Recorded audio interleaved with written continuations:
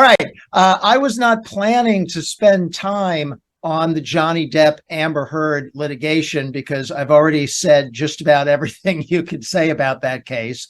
But in the middle of putting together this episode about defamation claims, they settled. And I was fortunate enough that Katherine Lizardo agreed to join me. Hello, Katherine. How you doing? Hi, Rich. Thanks for having me. It's great to see you. Katherine is a Texas lawyer and a prominent legal analyst. You can see her all the time on the TV or on her own YouTube channel. She does a great job. In fact, she has some stuff on there right now about defamation and the First Amendment. So let's talk about this settlement. Why do you think, Katherine, that Johnny Depp and Amber Heard all of a sudden settled this matter now?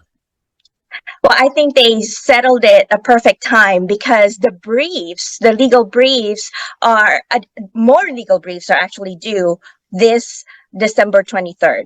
So if they want to do more work, now is the time to settle before they have to file the responses to the briefs. Amber Heard's briefs are due on December 23rd, and then there are more briefs for Johnny Depp as well.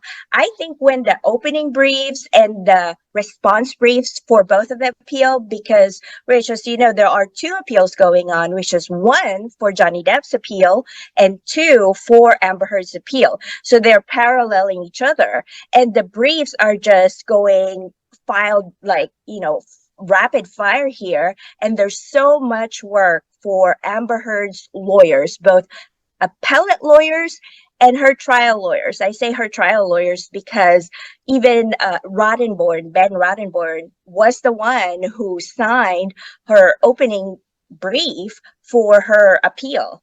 So they have so much work going on right now. And after seeing Johnny Depp's responses and his own opening brief and comparing that, I think that made them realize more too, all of that combined, that maybe it's time to settle, that it will take more money to actually fight the appeal and the verdict.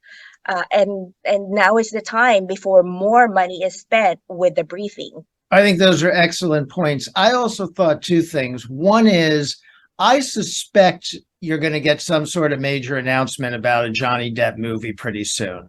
And I think maybe he's got something in the works, something's about to happen, and he just wanted this to be finished so he could move on. That's one. And the other thing I thought is, I settled a lot of cases at year end. Where companies, individuals, insurance companies that are involved here, they're often looking at the end of the year to clear up their books, to finish things that are out pending. So it's not uncommon at all to have a Christmas miracle settlement. And I'm not surprised to see it here. I agree. A lot of business decisions came into play here that you and I will discuss and see as litigators that are behind the scenes. And no one will talk about it, but it's a good thing that both of us know what happens behind the scene and the business decisions of the insurance companies. Speaking of the insurance companies, do you assume, like I do, that Amber Heard has also resolved whatever issues she had with her insurers so that that's all going to be wrapped up at the same time? I think it's getting close. That was my first impression too when I heard that she settled with Johnny Depp. I thought that her insurance lawsuits will follow suit shortly. We saw in the press release statement by Brown Rudnick, which is Camille Vasquez and Ben Chu's law firm, they said that her insurer will pay the $1 million to Johnny Depp. It's interesting they said only insurer because there's two insurance companies involved in her insurance lawsuit, that is the Travelers Insurance and the New York Marine. Travelers is the one that was backing her up the whole time during the trial, and New York Marines is the one that initially defended her and then withdrew their defense because they were claiming that Amber Heard's other defense lawyers were not cooperating with their appointed counsel. So it seems that Travelers actually pay the $1 million, and we're talking about business decisions, I think that's part of the business decision they had to make. And then New York Marine and Travelers will be settling their own insurance lawsuit shortly, I believe. Okay, I think so too. You mentioned the statement of Johnny Depp's legal team, and this settlement was announced by a statement by Amber Heard on Instagram. And I was a little surprised that statement still contained her talking as if she is the victim, expressing disappointment with the legal system. And as I thought about this matter settling over the course of the year, I always assumed a settlement would include some sort of non-disparagement clause or some kind of gag order or some restriction on what the parties could say about each other. But it appears she's free to talk. Does that surprise you?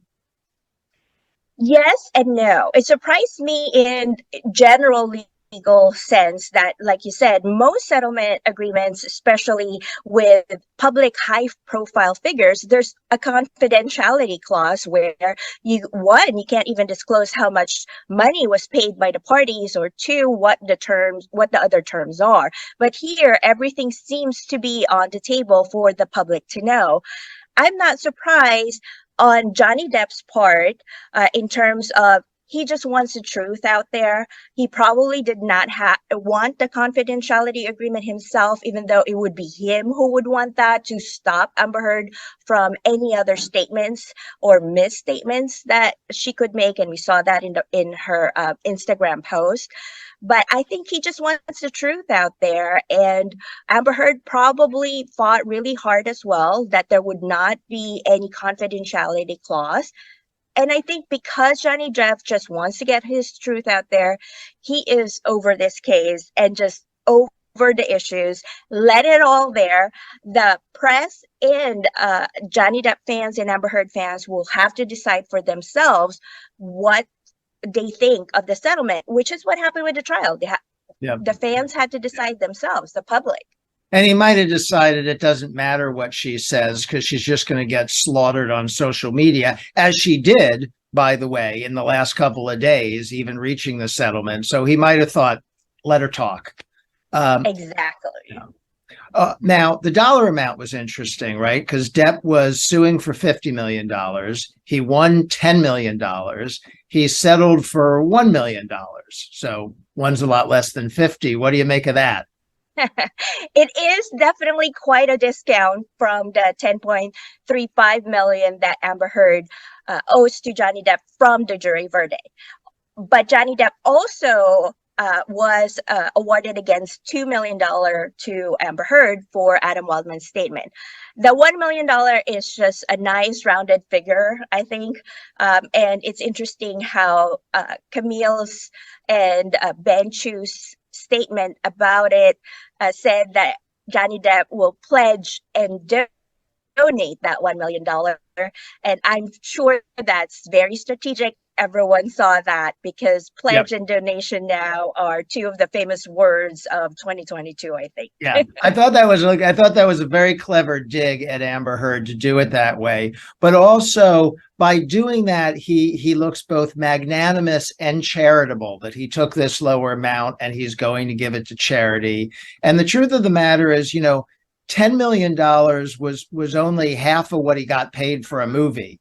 And I think this has been from the beginning more about restoring his film career, his money-making ability for the next 20 or 30 years than it is about getting a few bucks from Amber Heard. So I think big picture wise, it's still going to pay off for him. Exactly. The insurance company got a good discount here. Yeah. Do you think that, given the timing of the settlement in the middle of the appellate briefing process, as you mentioned, do you think that Johnny Depp's legal team had any reason to be concerned about the appeal? Looking at both of their briefs, I didn't think so, because Johnny Depp's briefs, his opening for his appeal and his response to Amber Heard's opening brief, they were very well crafted, and I think they were very on point and had very good argument. Now, whether or not he would win his appeal about Adam Waldman's statement, that that is a separate issue because it's such a new legal issue as to whether or not and to what extent a lawyer's statement would be imputed to your client to the point of civil liability. I was actually hoping to for us lawyers to know what the Virginia Court of Appeal would rule on that, just because as a lawyer, I'm interested in what they're going to say. You know, you and I, what we say, now we have to keep that in mind when we're mentioning our client, that it could be imputed to our clients. So. Yeah, we're on the same page. That was an interesting issue. There were some other issues on appeal. I didn't read the briefs. I have no doubt that Johnny Depp's legal briefs were better than hers, just based on what I saw in the trial. His legal team seemed to hit it out of the ballpark. But I think there were some interesting issues. And I think they probably didn't take it as a given that they would get complete victory on appeal. Because if you really were absolutely sure you were going to win every issue on appeal, it's hard to imagine why you would discount and settle. Exactly. And with the type of lawyers Ben Chu and Camille Vasquez are, it doesn't seem that they would fall into hubris in thinking we will win 100% on appeal. And any lawyer who thinks that we're going to appeal or trial are setting themselves up and their client for failure because there's no guarantee. Now, I mentioned Amber Heard being free to talk, but I guess she's got to be a little bit careful. She doesn't want to get another defamation lawsuit, right? Yes, exactly. I think one of the press release by Johnny Depp's lawyers mentioned that whatever she says can also still be litigated, even though the issues have been resolved in the settlement. But if she renews or says something new that would constitute defamation, that they can still litigate that, even though in the future, the intent of both parties is not to have to file new lawsuits against each other. Okay. Now, in other parts of this episode, I've been talking about the slew of defamation cases that we've seen this year, and Johnny Depp and Alex Jones are the most prominent ones, but there are a lot of others, and notably an increase in filing and defamation claims, and I think in particular an increased number of claims by people against their domestic violence accusers. So there's a lawsuit right now. Trevor Bauer, a pitcher for the Dodgers, is suing his accuser in Los Angeles. There's a brand new lawsuit by Scott Stringer, a former mayoral candidate in New York, against his accuser. Do you think those kind of lawsuits and defamation claims in general are growing in part because of Johnny Depp's success in this litigation? I think so. Before the Johnny Depp trial, we haven't really seen or heard a lot of defamation cases like you mentioned.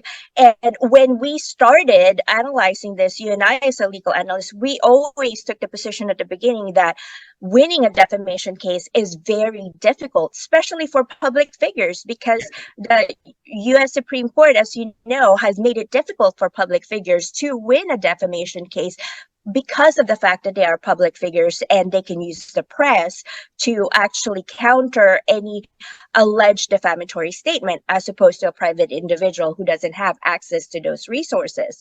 So now we're seeing that a lot of public figures are coming out, and most likely encouraged by the Johnny Depp trial, that if they can present what evidence they have showing that they are the one abused and the truth of the matter, then they will believe as well. I find it very interesting too that a lot of the defamation cases and also the criminal cases involving abuse are starting to increase where the abused is a male victim, and that is good in terms of, the society hasn't really opened up their mind to the extent of accepting that male can be victims of domestic abuse as well. But as Camille Vasquez famously said, abuse has no gender. That is true. That is true. And I think we're going to keep seeing these defamation cases for a while. If you had told me 5 years ago there would be a defamation case, a 2-month-long defamation trial broadcast on television, gavel to gavel, and people across the country would be riveted by it, I would have thought you were crazy. Who would watch that? But yeah. But here we are. And not just across the country, globally too. Yeah. It's very interesting how so many people all over the world became interested in a US legal system.